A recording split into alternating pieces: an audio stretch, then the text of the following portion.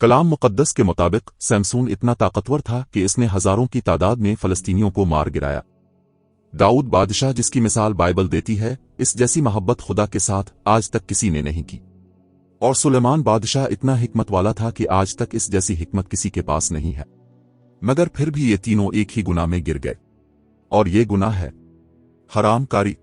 سمسون کی طاقت اسے حرام کاری سے بچا نہیں پائی۔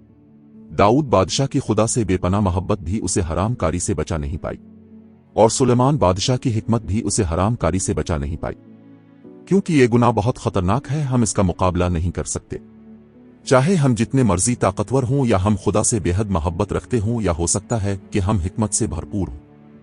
اس لیے کلام مقدس میں پہلا کرنتھیوں 6:18 میں لکھا ہے کہ حرام کاری سے بھاگو۔ ہمیں اس گناہ سے بھاگنے کے لیے کہا گیا ہے، نہ کہ اس کا مقابلہ کرنے کو۔